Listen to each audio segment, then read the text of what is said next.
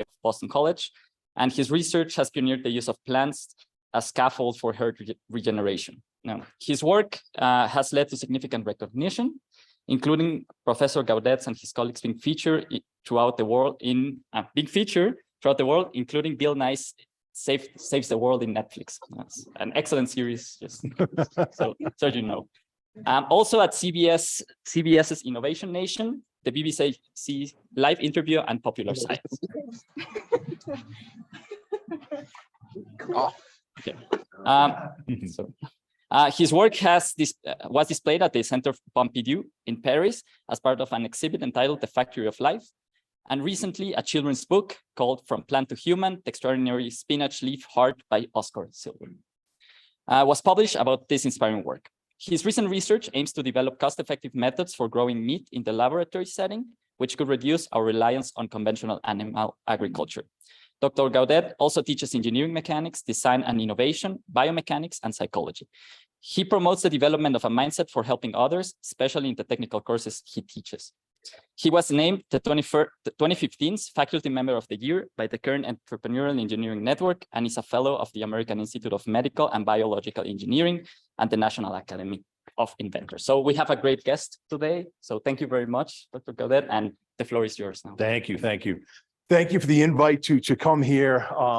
It's been a fantastic day, and I've apologized several times because every meeting I've had has been phenomenal, and every lab I've taught has just been amazing. And I have so many questions that unfortunately it makes me late for my next meeting. So I'm sorry for that to start with. But what a beautiful campus, and great time to be here. So thank you very much. Let's see if I can figure out.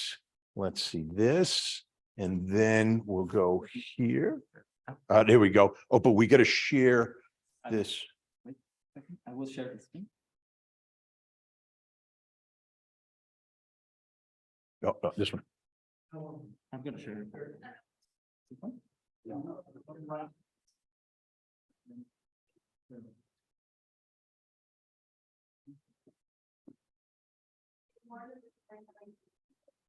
All right. Does that look good? Yes. All right. Fantastic. So I'll tell you a little bit about the human-centered engineering program at Boston College. Start off by telling you a little history about Boston College, where we are, tell you about the department. I couldn't resist the opportunity to share a little bit of my research with you. So I do have a couple slides on that.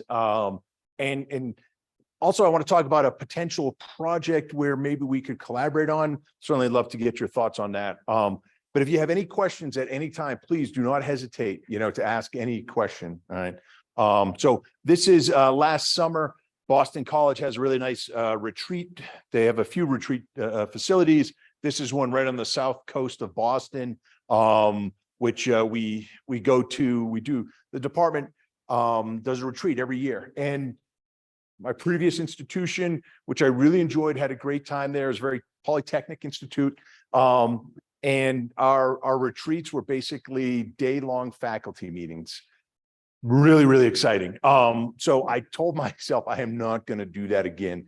And so we actually have these meetings during the summer, and we actually think about, are we doing what we want to do? What is the vision of our program? We don't dive into the weeds. We do that in our winter day-long faculty meeting. But during the summer, we really try to really reflect, where are we? What have we done in the past year? And try to use some of the Jesuit training that I've been fortunate to get from colleagues there at Boston College. So a little background on Boston College, in case you're not familiar with it. It was founded by the Society of Jesus in 1863, so over 150 years old.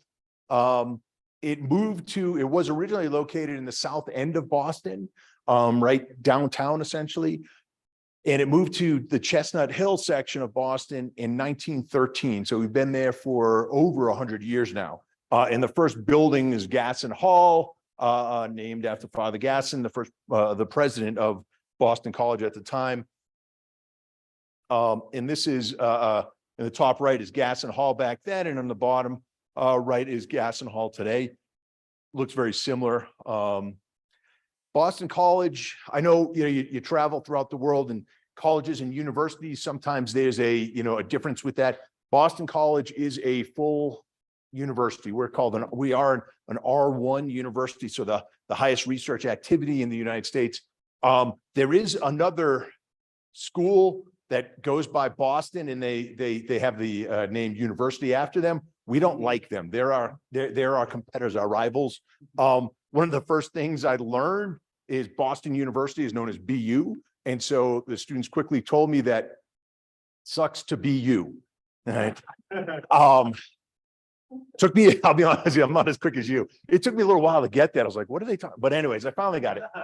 So do not confuse us with BU. So there are 8 colleges and schools within Boston College. We are a department, the Department of Engineering. The program, the degree we offered is human-centered engineering. It's a general engineering degree from an ABET, our accreditation board's point of view. Right. And we're within the Morrissey College of Arts and Science, right? So, which is the largest school on Boston College. And so we're part of Arts and Science. There are about 50 Jesuits currently at Boston College. Not all of them are active teaching there. Some of them are retired, but there are about 50 Jesuits that are present at Boston College, which is fantastic. So let's see. I don't know if I can get rid of that title up there or not, but why engineering at Boston College, right? Why all of a sudden after 150 years did BC say, oh, we should start an engineering program? In 2017, it was time to redo their strategic plan, and every university in the States, and I'm sure you do that here also, has to do a strategic plan every 5-10 years. And so Boston College, we like to ask our students 3 questions. We like to ask them, what are you good at? What brings you joy? All right. And what does the world need from you? And Boston College applied the same questions to itself. And they said, what are we good at? Well, we're good at theology, philosophy. We're really good in science. What do we enjoy? Well, we enjoy a lot of things. What does the world need from Boston College? And the answer they came up with was, we have all these amazing advancements in science and technology. How do we take those advancements and really help those who are less fortunate? Help, which is the mission of a Jesuit university, right? To help others. And part of the motto of Boston College is men and women for others. That's part of the Jesuit mission, right? And so Boston College said, you know what, if we want to take science and technology and use it to make the world a better place for others, it sounds a lot like engineering. And so that's why they started the engineering program, which was fantastic. People, say to me, wow, what a great job you're doing at the program. The provost, the dean, the vice provost for research, they set the vision. I've got the easy part to come in and just execute on that vision, which I think is the easy part. I have the full support of the administration, which is, really, really incredible. You need, the support of administrators. It's so important for our program as we move forward. So, so that's what happened. That's how they started it. And we are now located in this new building, although it looks just like the old buildings, right? Inside it's, Boston College, the campus is, all the buildings I think look similar, but inside is just absolutely beautiful and gorgeous. And we have a nice cafe, which is always a good place to meet folks for a cup of coffee, right? So this is our inaugural class on the right. And behind it is the scaffolding for the building that I just showed you in the last picture. The first 6 months of the program, we were actually waiting for the building to be built. And so we only had one or two engineering classes. And so we held them in a different building. And then in really our second semester, our spring semester, we actually moved into the new building and have had wonderful space since then. So Boston College is known for its excellence in liberal arts education, right? Part of the Jesuit mission, right? What Jesuit colleges are known for, universities. Integrating with character formation, men and women for others, right? And so this is what we want to do in our engineering program. We want to educate engineers for others, right? And I'll give you some examples of how we're trying to do that. We want our students to have the solid technical engineering foundation. They still need to design things that work, all right? We can't have engineers going out there designing bridges that are going to fail, right? And so they still need to know engineering. They need that technical knowledge, but we want them to use that technical knowledge, to combine that technical knowledge with a mindset focused on making the world a better place for others. And so to do that, we're purposefully integrating the core curriculum, integrating the non-technical courses with the technical courses. Right? When our students see us embracing this, they say, that's what I want to do. All right. Our students look at us, we're role models for them. Right. And so if you model that type of activity, that type of behavior, they're going to see that and they're going to want to do that too. Right. And so I'll tell you another little secret, how is it to start the program? It's been great because I've been able to hire faculty with that mission in mind. Right. And so everybody that we hire, that's what they're coming here, at Boston College to do. And so that's been fantastic. We really want an interdisciplinary education. About a month ago, I had the opportunity to visit a Boston College alum who is working in the plastics manufacturing area. Her company makes all the plastic bottles pretty much for Coca-Cola, for their sodas and their waters and all that stuff there. And Coca-Cola basically has made a commitment to have 50% of their plastic bottles made from recycled plastic. Great idea, right? I think we can all get on board with recycling plastic and the need for that, right? So what she did was she set up a plant, she built a plant to recycle that plastic. But where do we get that plastic from? In Jakarta, in Indonesia, they get it from the pickers who bring it to a collection point, then they get it to the collection center. A lot of the collection points hire child laborers. Why? Because a lot of times the parents go out picking during the day and they can't afford to send their children to school. So what do? They bring them with them. And if they're going to be with them, they might as well pick. All right. She did not want to use engineering to enable child labor. And so she set up policies with the folks that she buys her plastic from to ensure that they also do not employ child labor. Right? And a whole bunch of other things. In my day as an engineer, if somebody told me design a plant, I went and designed a plant. I didn't think about what it was doing. I didn't think about what it was enabling, right? We need our students today to think about that, right? It's more than just the technical. Are we designing a plant, a plastic manufacturing plant that is going to enable child labor? I don't want to be part of that. I don't know about, my guess is nobody in this room wants to be part of that, right? We as engineers play a role in that. So we need to think about that. How do we do that? It's got to be through that interdisciplinary education, right? I don't have the knowledge in theology and philosophy and sociology, right? But I know enough. If I had that core in that interdisciplinary education, I know enough, and certainly now in my later stages of life, I know enough to pick up the phone and call some people, say, what can we do about this? How can we make this work? How can I ensure that my engineering is for the good and not as actually enabling child labor and other things? So, and so really, again, engineers oriented towards the service of the common good. All right. So we want engineers who are focused on creating value for society, right? And who will become leaders in service of the common good. Right. And I truly believe this is the type of engineer the world needs. Right. The day, my training was purely technical. We probably still need purely technical engineers, right? But that's not the type of engineer that we're going to be educating at Boston College. I've had a student who joined us in that first class. She wanted a pure technical engineering education. And I told her, you might want to think about transferring out of the program. And she did. And I think she's happy, and that's great, but that's not the type of engineer that we're going to educate at Boston College. So what is human-centered engineering? Right. Again, my colleagues who were there before me had the vision, they had the name. And so we asked our students, and so in the second semester of our program, and we only have 2 years of students. We have sophomores who started a year ago, and we have freshmen. Right. We brought in about 25 first-year students a year and a half ago, and so now they're sophomores. And we brought in 50 students this past year, and so they're freshmen. 50 is going to be our steady state number. We're going to bring in 50 students per year.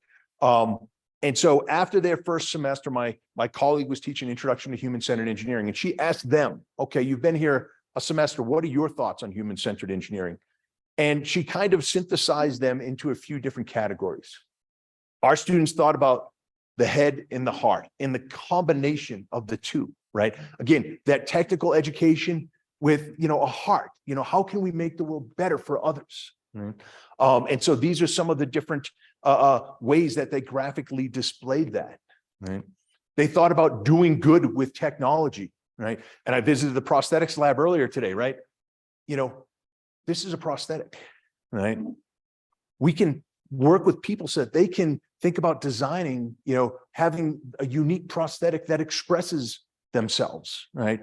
It's more than just one size fits all, right? And I know that's what you're doing here. Matter of fact, right behind us, right? Another colleague who we hired and is working on ceramic water filters, clay pots essentially that are specially designed to filter water, right? And he's bringing those to Africa, but he's not just bringing them. What he's bringing is the technology. He works with brick manufacturers over there in Africa to teach them how to do this, because when he leaves, that knowledge is going to leave with him, right? So he needs to transfer that. He doesn't want to start a business over there. He wants to help folks who live there, who are part of the community, part of that society, start that business. And so that is not a high tech solution. That's a low tech solution, but that's still technology that works, right? And so those are, there we go, a couple examples. And the other big thing was human-centered is collaborations, right? Collaborations across disciplines, collaborations with our community partners who we're trying to help engineer for, right?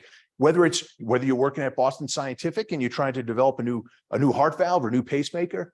I worked in cardiac surgery for a number of years, and one of the surgeons would tell me, some of the patients, they can actually hear their heart valve at night, and their partner can hear it at night. We as engineers, we need to consider that, right? Because that's their lifestyle now. They're living with that heart valve implanted into their body, right? And so we need to design together with them. And so we need to collaborate with them. We need to bring everybody around the table, right? All right. So that was a little bit about our thoughts on our students. Who am I? Why am I here?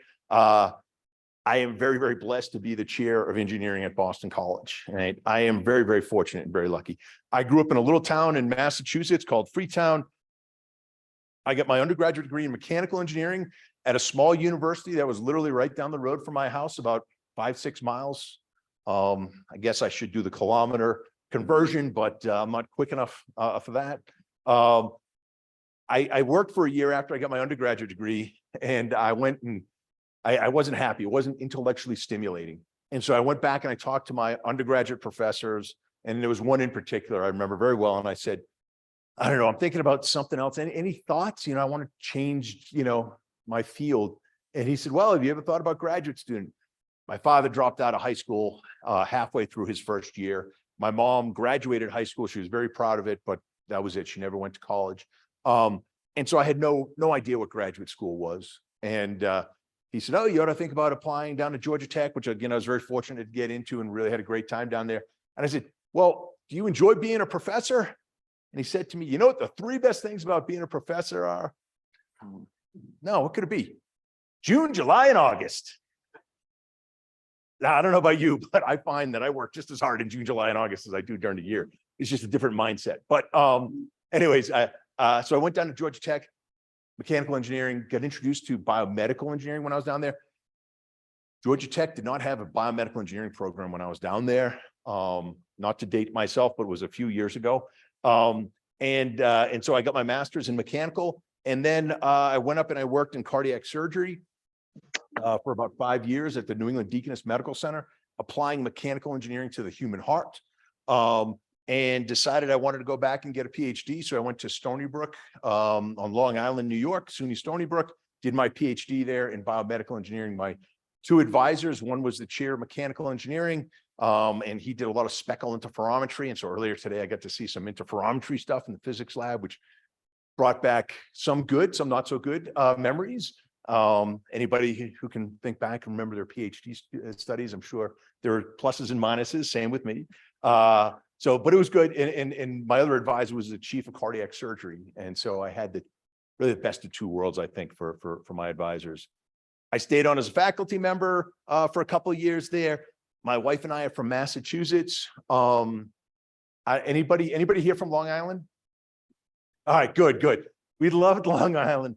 But as soon as all three of our kids were born there, and as soon as our oldest started talking with that Long Island accent, my wife was like, "We are out of here." Yeah, and I know you ever heard anybody from Boston? I know we have no accent at all, right? So it was good to get back up there where we could park the car. When I was down at Tech, they told me, they said, Glenn, there's no R, there's no R on data or idea. All right, it's idea or data. All right.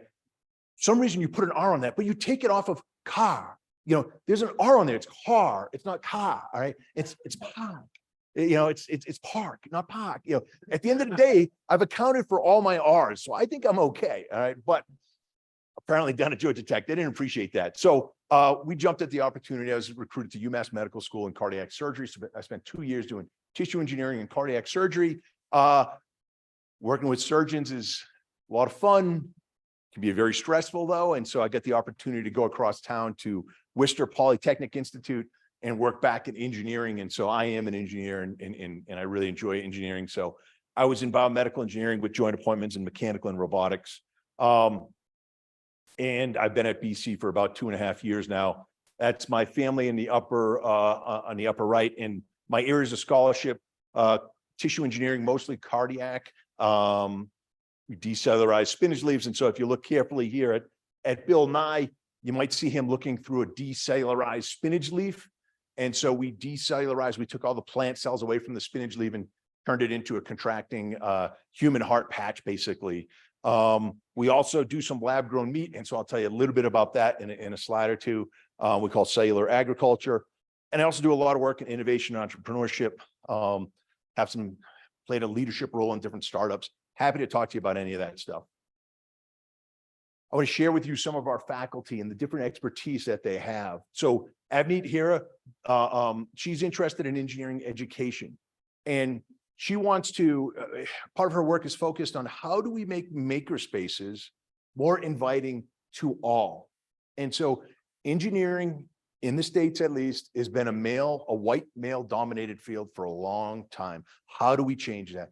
How do we make sure that engineering spaces, especially maker spaces, is a place that welcomes everybody and everybody wants to be part of it and everybody wants to join? And so she's working on that there.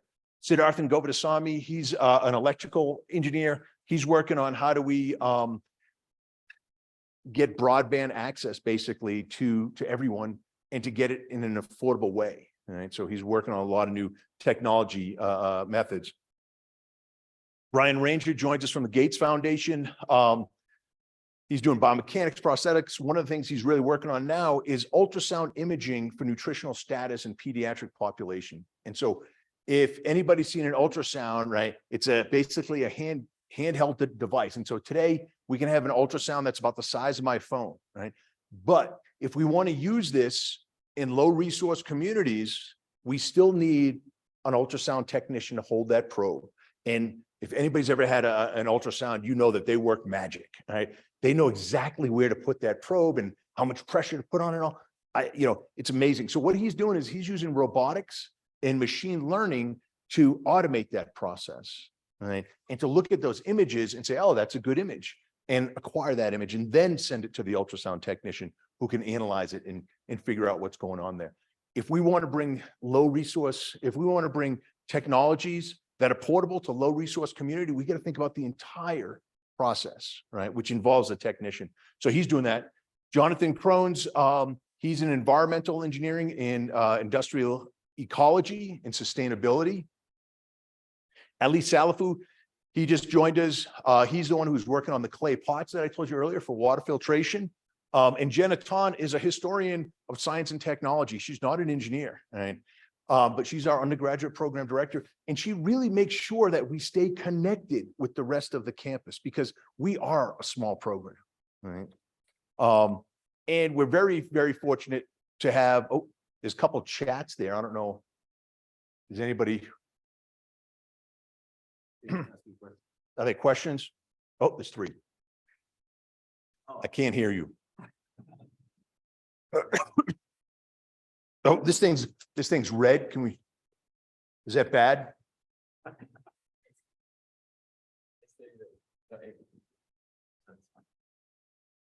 Can they hear now? You want? Is that one green? Yeah. I think green's better than red. All right. Sorry about that. I should have noticed that chat earlier. Hopefully you can hear me now. If not, maybe you can send a new chat, I guess. So our two new colleagues who are joining us this summer, Catherine Hoard's joining us from Columbia and NYU. She's doing a postdoc. She's environmental engineering, wastewater contamination. She did a lot of work in identifying COVID and wastewater, especially around New York City during obviously the pandemic. Emma Brace is joining us from Purdue University. She's in biofuels, and she's also doing a lot of life cycle assessment, techno-economic analysis, combining the two. So thinking more than just developing a new technology, but is this technology really going to help people, right?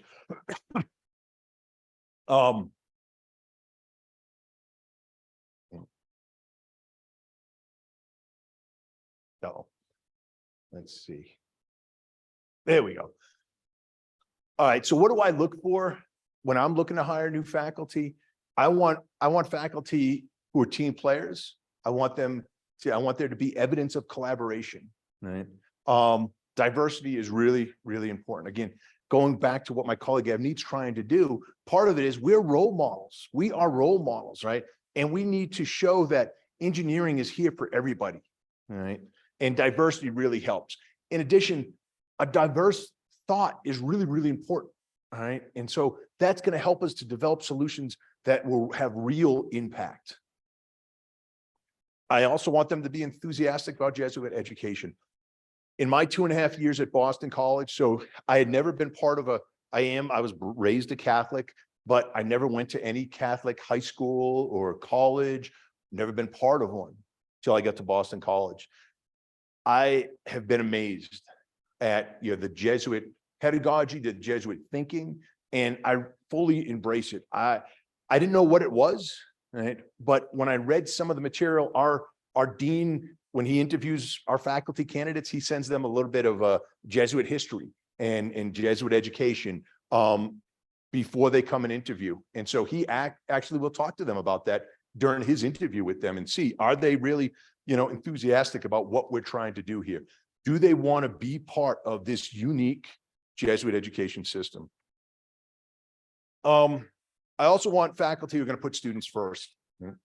Students are so important. They're the reason why we're here. And I've been at other universities where they haven't put students first. All right. We need to make sure that when we hire faculty, they're thinking about students and what our students' needs are. And of course, we also have to think about what are the areas of need, right? And so for us, we're focused on health, energy, and environment, right? But if our students want to go in other directions, we have the opportunity for them to do that, but we want to make sure we're able to provide students with at least those 3 areas. Oh, and actually just quickly, Sarah Woodenschwartz here on the right in the middle there.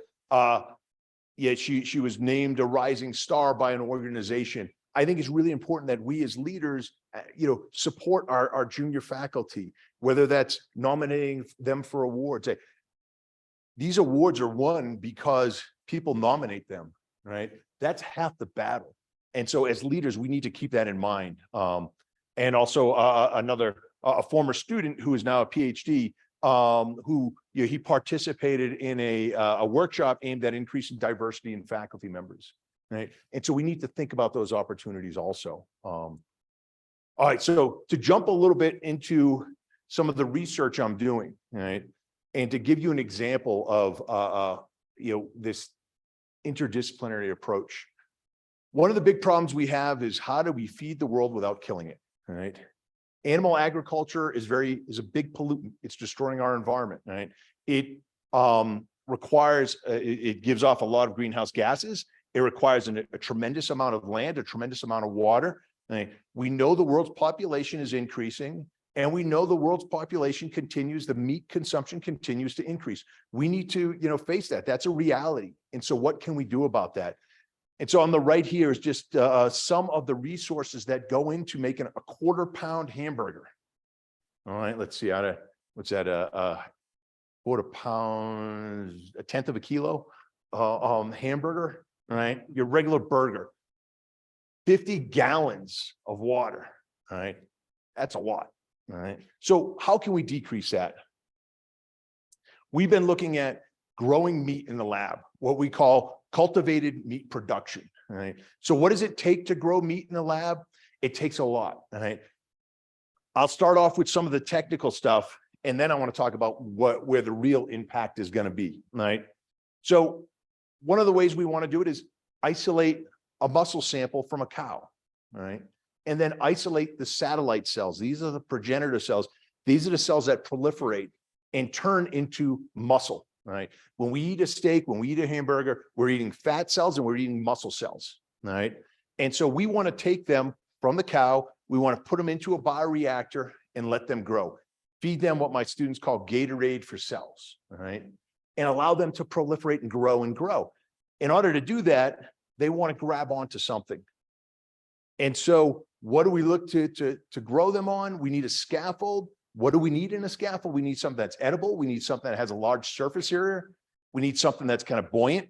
And so we took fresh broccoli I wasn't going to eat anyways. We decellularized it. People say, why spinach? Well, I wasn't going to eat it. No. And so decellularization is essentially taking that broccoli, taking that plant and washing it with soap, right? Just go back to biology, that phospholipid bilayer, right? Hopefully everybody remembers all the fun they had in biology or still are having in biology. Soap will poke little holes in that phospholipid bilayer, and that'll allow the intracellular contents to just escape and get washed out. And so that's all we're essentially doing. We're using food safe ingredients to strip away all the plant cells, right? And then once they're decellularized, so this is the fresh broccoli, and you got to look closely to see the decellularized broccoli. If you look at the video, you can see them spinning around, right? They have a density very close to that of water, right? So it doesn't require a lot of energy to allow them to float, to make them float, right? And this panel right here in the middle, I'm not going to go through all the different colors and what they represent, but basically they show all the different cells. So the green, the blues are down here at the bottom, the whites, those are all cells that are on these small broccoli florets. And so now one chunk of that broccoli floret, the tip of that broccoli is essentially turning into ground beef, right?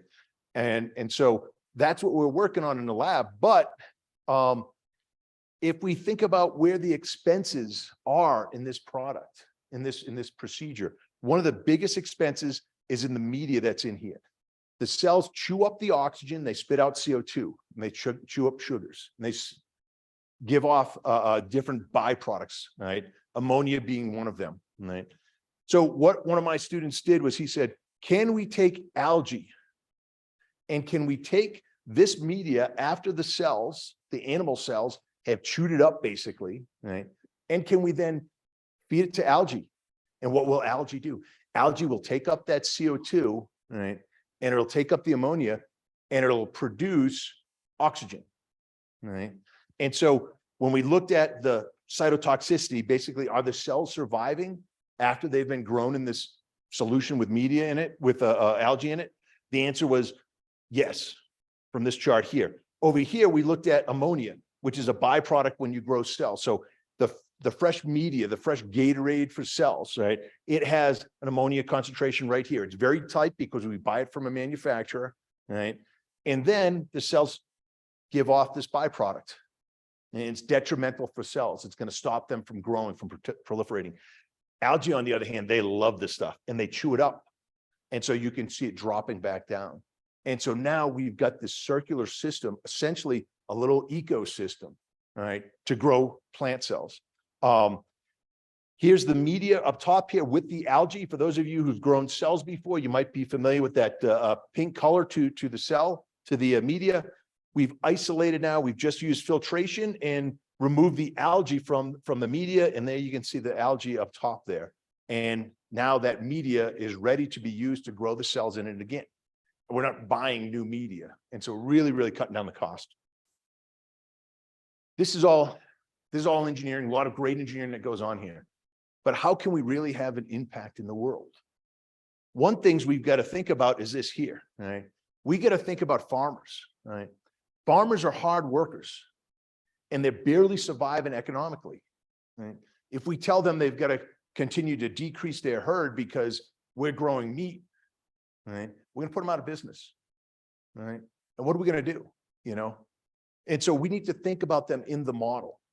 And so one of our thoughts are, can we basically create small little systems where now the farms, we take those cells and we isolate the cells and the farmers get to sell those cells and bring in money that way.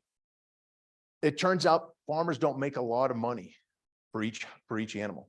Per year for a dairy farmer, it's around $200, $300, $400 in the United States, right? We could sell a few chunks of tissue for that price, right? And we could support this industry, right? Another thing we talk about, how many in biology or any biomedical engineering? Oh, good. A lot of BMEs, good, like to see that.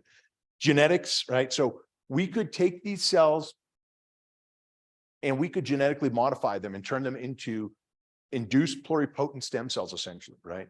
Proliferative cells, right? And they will grow much faster, right? And it'll be much cheaper, but they'll be genetically modified. Is it right for us to consider growing one cell type for the poor and another cell type, another meat for the rich, right?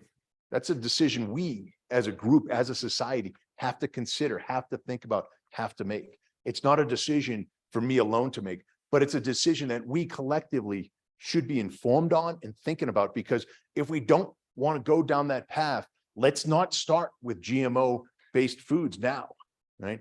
Let's focus on bringing the cost of the non-genetically modified cells down, right? From an engineering point of view, very, very different. Teaching philosophy. My teaching philosophy is not the same as everybody. Although I think most folks in my department agree with this, there's a story, a joke, is that people say, if Christopher Columbus came back today and he had to drive a submarine or had to drive one of those fancy boats, he would have no idea how to do that. If a college professor from that same era came back today, he or she would feel right at home in a classroom. Is that a good thing? I don't know, right? I know my colleagues in engineering education, in other education fields, have made some remarkable advances in education, right? And we know that active learning really helps students retain that knowledge. It helps them engage more, right? They understand better when there's peer-to-peer learning. And so we as a faculty, I think, need to adapt also. We need to think differently. I believe every student can and should succeed. I remember at my orientation for undergraduate, they said, take a good look around. Maybe some of you have this experience too. Take a good look around. Only 1 out of every 4 of you are going to graduate in 4 years with an engineering degree. And only 1 out of every 2 of you are going to be here in engineering next year. Yeah, I see some shaking heads. Yep. I take the opposite approach. We take the opposite approach, my colleagues. I tell my students, admissions has done the hard work. You've made it here. Now it's my job and my colleagues' jobs to help you get through this. And take a good look around. These are your partners. These are your collaborators. These are your teammates that you're going to work together with over the next 4 years to succeed. Because when we get into industry, when we get into the real world, we don't work alone. We work together in teams. And we have to start learning to work together in teams right away. And so we encourage our students to do that. So we believe that every student should succeed, should get their engineering degree in 4 years. If a student comes to me, and this has happened, and they say, Glenn, I decided my passion is in literature and I want to transfer to the English department, I'm 100% supportive. Fantastic, great. What can I do? You know, If a student comes to me and says, I'm having a hard time in my engineering classes, I'm having a hard time in physics or in math, then it's my job to say, well, look, you don't have to leave engineering. Let me help you get through this. All right. We need to take a look in the mirror as faculty and say, are we doing all we can to help our students? All right.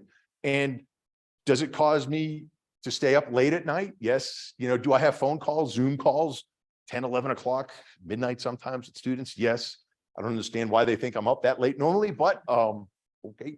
But I remember when I was at WPI and gave it statics first exam, and every student that got a 60 or below, I emailed directly and said, hey, let's meet, let's talk about this. One student particularly, she, met with me. We met several times. On the third example, she got, I think it was like a 95. She got an A. She aced it. She did all the work. I did nothing. I just encouraged her, right? I helped her. I helped her grow her confidence in herself. And she picked up that paper. She just looked at me and gave me a smile. And that is all I needed. That is what makes me happy as a faculty member, right? And so those are the things that, those are the things that I work for, right? That, and when I see our students helping others in the world. So I believe in project-based learning. I believe in active collaborative learning. I believe engineering is fun, all right? Philosophy, theology, those are hard subjects for me, all right?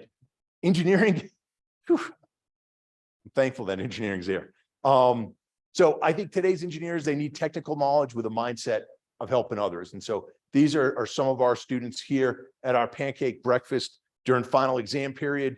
I try to cook pancakes for them because I know that they're staying up late at night, studying hard, and nutrition is really, really important. I get the opportunity to tour some of the nutrition labs here, and I completely agree with the work they're doing. That is really, really important. We got to make sure our students stay properly fed. So what are some examples? Well, I'll give you one example of how we bring the non-technical aspect of education into our technical courses. When I was an undergrad, this is the type of problem I would see. I even remember that nice blue background, right? Static equilibrium, F equals ma, right? Force equals mass times acceleration. If a point in space is not moving, it's not accelerating, acceleration equals 0. Mass times 0 is 0, therefore force equals 0. We add all these force vectors together, all those little lines together, forces can be represented by an arrow, right? And they've got to be equal to 0, right? The way we teach our students now is, here's a wind turbine. It's got helium on the outside, and they actually make this, and there's a company that actually makes these and sells these. As the wind passes through here, it spins the turbine, generating electricity. You can, pipe that down to the ground, all right? Provide a community with electricity now, all right? But you've got to anchor that in 3 locations with 3 cables, all right? You decide where those cables go, all right? But now you've got 1, 2, 3 cables that all have a force in them, 3 force vectors there. And you have the wind and the helium pushing there also. That's your 4th vector. You need to make sure that those 4 vectors equal 0, right? Same problem as this thing here, but now the student gets to decide where those vectors go. Let me add another little bit to it. Here's a map of the village, right? You can decide where you want to put your anchors. If you want to put a cable up here, that's fine, but that's a rhinoceros migration route. You're going to affect the rhinos, right? If you want to put one over here, for example, well, that's a graveyard. You're going to have to dig up, some bodies and move them, right? If you're going to go over here, well, that's private property. The landowner would love to sell that to you, but it's going to cost you a lot of money, right? If you want to go over here, that's a swamp. You might hit a gas pocket. Because the reality is, this is an optimization problem, but not an optimization problem from an engineering point of view, an optimization problem from society point of view. How can we optimize the impact we're going to have on that community? We've got to think about the positive impact and the negative impact we're going to have, right? And we as engineers need to think about that, right? So this is the type of problem we give them, right? And it's the same problem that I learned here, except we got rid of that ugly blue background, which I have nightmares about. And we give them a pretty drawing, we give them a nice map. I also sometimes will do something else. I'll give them different role-playing cards, and every student gets a different position. Maybe you're the wealthy landowner, right? Maybe you're the village elder, maybe you're the head of the school here. Maybe you're an animal rights activist. And now the students have to talk amongst themselves as to where they as a community want to locate these cables, right? And then they have to do the engineering, because it's not about optimizing the force in those cables, right? It's about optimize the impact on the community. Right? Some of the curriculum highlights, just quickly go over. For our students in their first year, there's an analysis lab. Realize I'm probably taking longer than I should have. There's the foundation engineering courses in the second year. And one of the things I really want to point out is the third year. The third year, our students have to do a collaborative service engineering project. And so the fourth year, and I'll get back to this in a minute, but it's really an opportunity to use the knowledge to help others and work directly with non-engineers. They got to do a capstone project and all that stuff there. Collaborative service engineering projects. In about a month from now, I'm taking 8 students. We're going to go down to Ecuador, and we're going to embed in a community here. And we're going to work on projects that demonstrate how science and technology interact, right, with society, right? And so this is Manuel. He's the leader of this community here, right? They have these nice houses, but many of them have gray water that just dumps out over here. Downstream from this could be some crops, right? They don't understand some of the dangers with gray water, right? Gray water is the water that comes out of our toilets. I mean, and not our toilets, out of our sinks, out of our showers, out of our dishwashers, all right? It could have soap in it, it could have other contaminants in it. We don't want to spread that on our crops, right? And so we are going to work, we're going to live with them for a month, and our students are going to mingle with the community. They're going to co-design, co-develop with the community, right? And one of the things we talked about over at lunch today is there an opportunity here for students from our university, from BC, to collaborate with students from here? And would students from Ibero University be interested in joining us, whether it's here in Ecuador or also working in Manila and India? Or what about in Boston? We have a lot of problems back in Boston. Let's not kid ourselves. There are opportunities for projects back there too.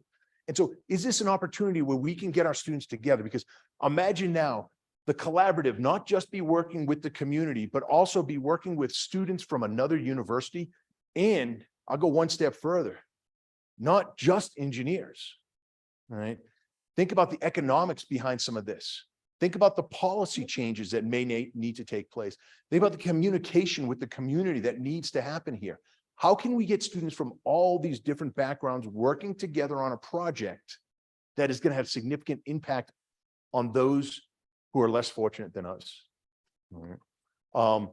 So this here is just a little bit more background. Here's one example of the gray water that just comes out and just ends right there. And downstream for that could be some fruits and plants and things like that there. So, all right. So to summarize, these are our students. This is our first class, second class here.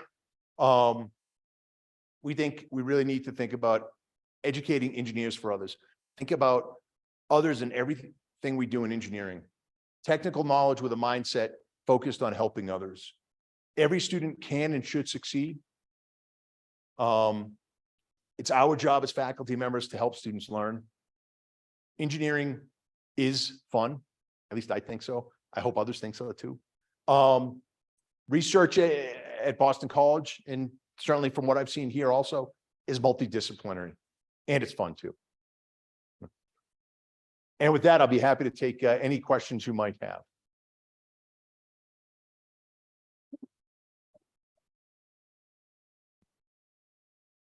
Is this for me? Is this for me? Just realized it put some water here for me.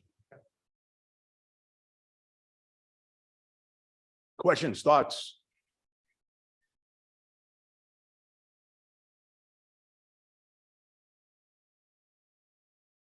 How do you compare human engineering from the programming idea and context? Yep. So to me, sustainability includes financial sustainability. And so we have to realize that, investors want to make money on, they want to make a return. And that's part of, in the States, capitalism, right? And that's part of what makes our economy thrive. And so we need to provide jobs and opportunities for people. And that means we need to, be financially stable and make money. I think, when we think about how do we take technologies like the technology I showed you here for lab grown meat, how do I bring that to the masses? I'm not going to be able to do it in my lab. You guys got a much nicer, bigger facility here for processing food, right? That's still not even big enough to bring it to the masses that need that food, right? And so we need to work together with companies in order to take that and bring that to the world, right? And we need to realize that the companies need to make money, and that's part of the process. And so I think financial sustainability is really, really important also. Question in the chat. Great question. I think it's gaining. I think in engineering, I would say probably about 20% of the faculty in engineering use these techniques in this method in active learning. Every engineering program would tell you they do project-based learning because you have to do a capstone design as part of your ABET accreditation. But there are definitions of project-based learning. And I would argue that not all universities, not all programs use the definition of project-based learning, right? So I would say, based on my experience, I give a lot of workshops in the US on engineering education and tech, pedagogy and techniques and methods for teaching. I would say about 20%, and that might be a little bit optimistic. And, I'll be honest with you, at Boston College, I get a brand new engineering department, but we're still small. So all of my colleagues believe in this type of teaching, but not everybody at Boston College believes in this type of teaching. Yeah.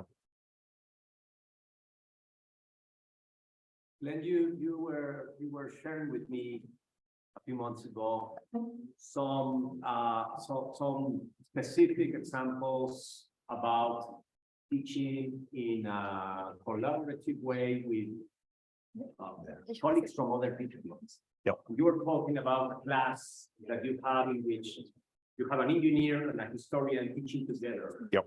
Could you share? Yeah. So the first day of this class is called Making the Modern World, and it's a 6-credit course. And so students get 3 credits of engineering and 3 credits of history, and it meets, twice as often as a regular 3-credit course. So, and it really combines history and engineering. So on the first day of class, we talk about the Boston molasses disaster. Has anybody heard of the Boston molasses disaster? No. See, when you go to Boston College, everybody, oh yeah, I'm familiar with that. So what happened back in 1919, and it's over 100 years ago, there was a tank that company decided they needed to fill it to the very top with molasses. Why? Because prohibition was coming. And so I forget how many states at this time had, back in the United States, we had prohibition where you couldn't, drink alcohol back in 1919 is when it passed. And so that looked like it was really going to happen. World War I was just ending, and molasses is important in ammunitions. So they took this tank and they filled it with molasses, and it exploded and it killed lots of people. And so my colleague talks about the history of it, of what was going on in Boston. Why in the North End? In the North End of Boston is a large Italian population. Today, the Italian population, they have what we call a very strong political bloc. So they speak a lot, and they carry a lot of weight. Well, back in the 1919, they were the immigrants, right? And so nobody cared about the Italians. And so if you need to put this potentially dangerous plant someplace, where are you going to put it? Oh, let's put it up there, right? And so that's what they did. And so she talks about the history, which I learn a lot from. And then I come in and I talk about the tank itself. And the very first day, I give groups, student put them in groups of 2 or 3, and I give them a can of Play-Doh, and I say, okay, you get 2 minutes, build me a tank to hold a liquid. Go ahead. And so they start working on it, and then they bring them up. I pour some water in some of them that I know will fail, because we all learn through failure. Plus, it's fun to see these things leak water. And then I go over the stress. How do we know what the stress is in the wall? How do we know which are going to fail and which one aren't? And we talk about stress is equal to the pressure times the radius divided by the thickness of the wall. And I use that as an example to teach them the engineering. And we talk about hydrostatic pressure.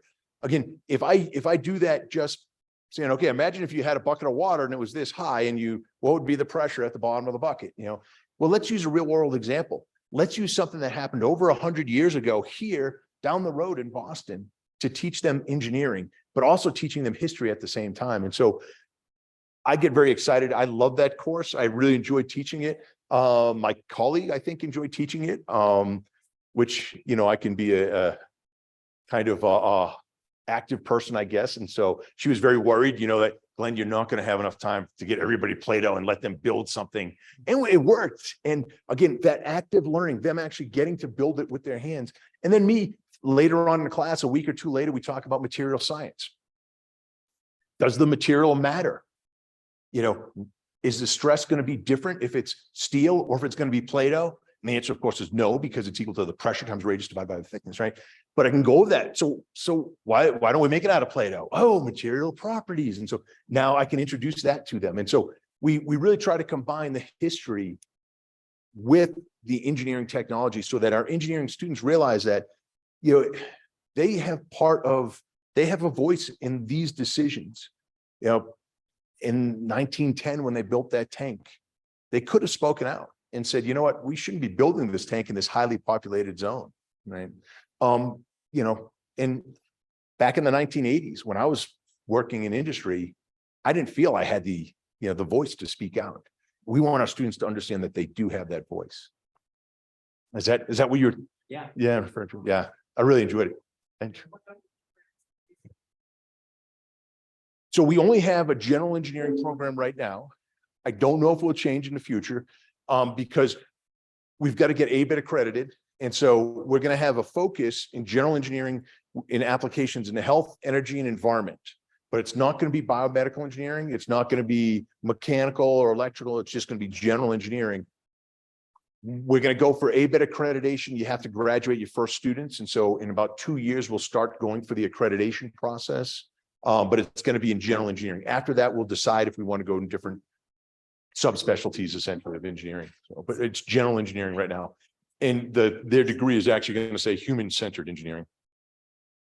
Yep.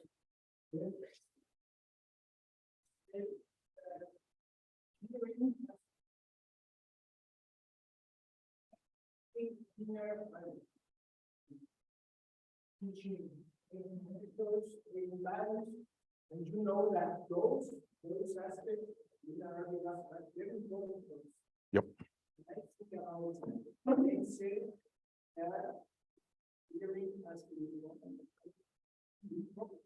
Yep. So I think engineering is fun. It doesn't have to be fun all the time. Yes.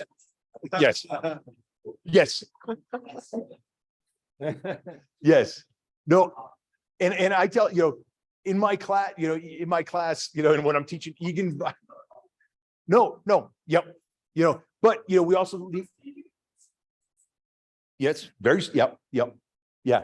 So and I believe in active learning, and I use a lot of active learning. But yeah, I give them the Play-Doh. I have them make the thin-walled cylinders, and I bring them up. And then what do? I go up to the board and I write sigma equals PR over T, and I take them through that. I take them through the units.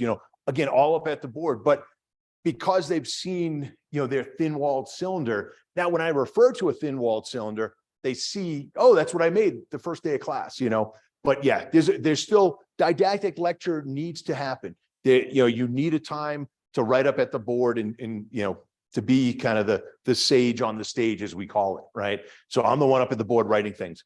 But there also needs to be a time when the students can actually take that and apply it and actively, apply what they learned. Yep. One more question. All right. Project-based learning sounds like a great opportunity to bring students closer to reality. And the fact that engineers end up working with many other subjects and issues apparently not related with technology. But the fact, at least in most universities, is that students are taking many other different subjects. Is this project-based approach also considering grouping several subjects?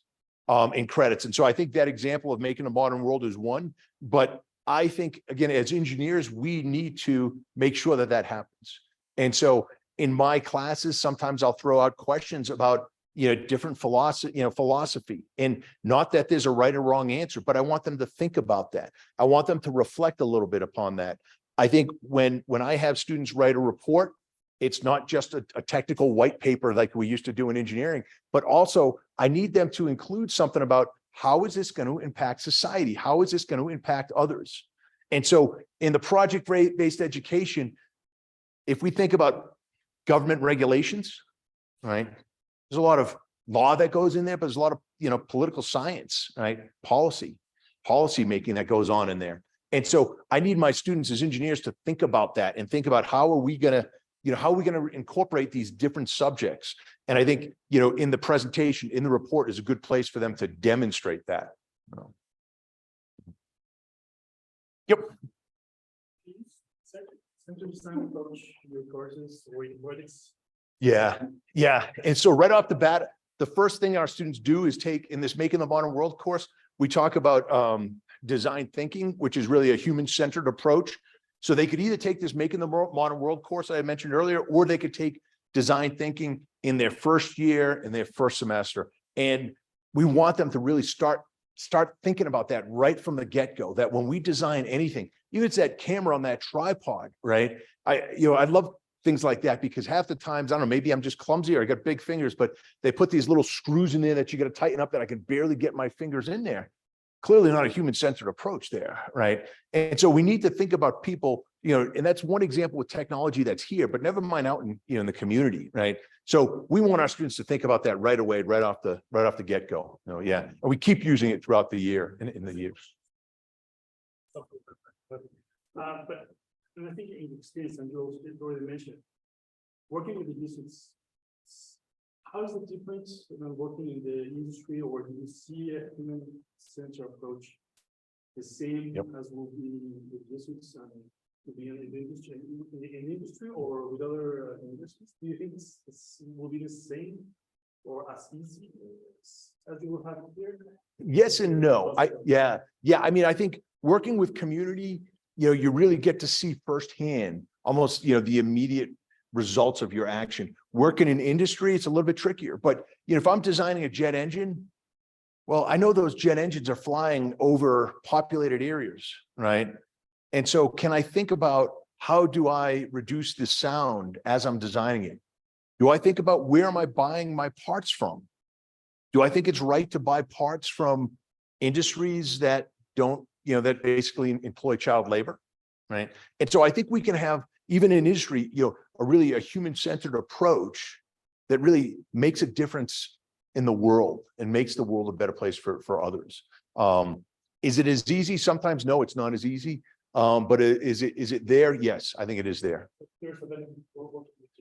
100%. Yeah, 100%. There's a huge benefit from working with business, because we need to understand that. We need to understand that bringing, most of our technology to the masses, which is what we want to do, we've got to work with industry. We can't mass produce, all these parts right here at the university. Right?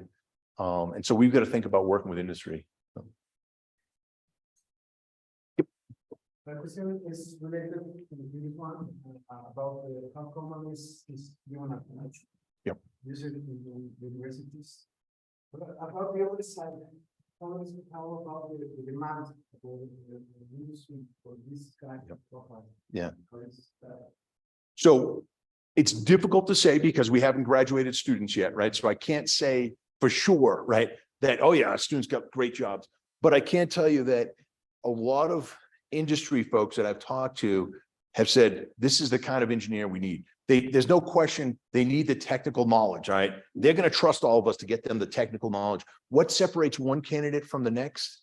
It's those who can speak to others, who, during the interview, they can think about the customers, right? They know who their customers are and who they're designing for, who they're building for. And they can work together collaboratively. And that they take a lot of the companies now, I met with the chair of Abbott Labs recently, and he said, we're starting to take a design for all approach at his company. And he shared with me an example of that. And so they believe, the leaders believe in what we're talking about here in the human-centered approach, right?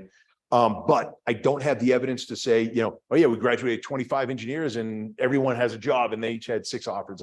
So yeah, that's my kind of hand waving. That's my belief, but a few more years, I'll come back and answer that question with data. Perfect. So thank you very much, Dr. Gaudette, for this really interesting presentation.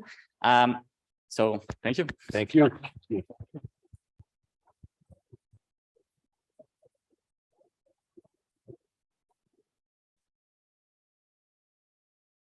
I would like to give the floor now to our Vice Chancellor, so he will give you a small recognition. Does that have Thank a you. green light now, or is that, Yes. oh, he fixed Green, it. there's a green light. Now, Glenn, thank you so much. It's great to have you here. We spoke about this possibility of Glenn visiting Ibero a few months ago when some people from Ibero visited Boston College, and we visited this new engineering building, which is amazing. It's brand new. It's super beautiful in the inside, also in the outside. And you walk through the different halls and you see students working with the machinery and the collaboration and the ideas promotion. And so it's a very, very kind of stimulating environment. And then we had a fantastic conversation with Glenn about the new engineering program. And we said we have to bring Glenn to Ibero to share this with us and to visit us. And we hope that some specific projects will come out from your visit. This invitation of bringing our students together with your students here in Mexico, in Boston, in South America, wherever, I think we have to take that. We have to take that opportunity and do something together. And I know that there will be some other presentations tomorrow. Thank you so much. And you will be here also for our celebration of the anniversary of the anniversary of the university. So we'll see you tomorrow again. And thanks so much for this generous presentation and all the conversations that you're having with us and with our colleagues. Thank you, Glenn. Thank you.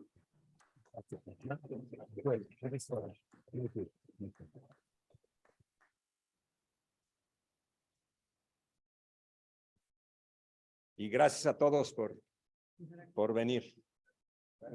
Gracias. También a los que están en línea.